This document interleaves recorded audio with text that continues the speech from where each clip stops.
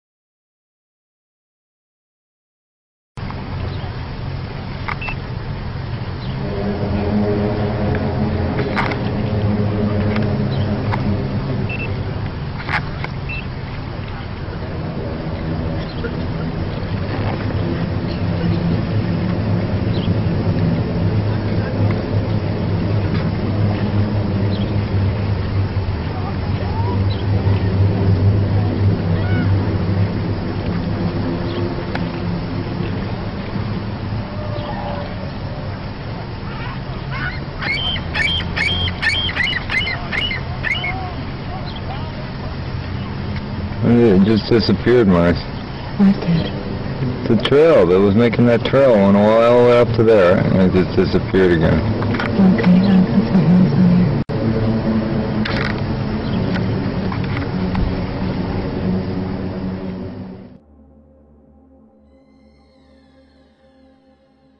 That we began hearing and feeling a very loud vibration outside. We really didn't acknowledge it at the time, but a year and a half later, the vibrations and the rumblings have become so intense that it's disrupted our daily lives. The rumblings begin almost immediately in the morning and proceed throughout the evening, getting stronger in intensity. I live in South Windsor. We started hearing some of the rumbling noises in about February.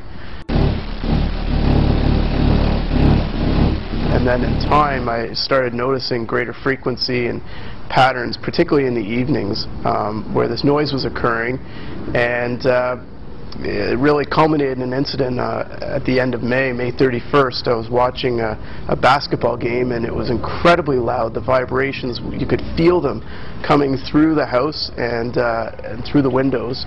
We went out to see what it was, and it was just so intense. And as a result of that, I got involved. I contacted the Ministry of the Environment to find out what the issue was and to find out what they knew about it, and made some further efforts to get the federal government to provide some monitoring equipment. Back in March, I started to receive one or two phone calls about some consistent rumblings and vibrations in neighborhoods in and around the ward. Specifically around Rankin and Taunton and other areas like that. At the time, I probably would have thought it was just some sort of isolated construction project in the area, but it then escalated quite significant over the next month and a half, 2 months or so. I started hearing it from all over the western part of my ward, Ward 10, and then started to hear a lot more from residents all over the southern part of Windsor and west parts of Windsor and LaSalle. So I then, at this point, decided to get together with some residents, visit their homes, and start pinpointing on a map exactly where these vibration rumblings, noises are coming from. Last night, around between 1 a.m. and 3 a.m., I visited those homes, visited some areas, and it was a real strong vibration that had come from the ground. It was a synthetic noise. It's really there.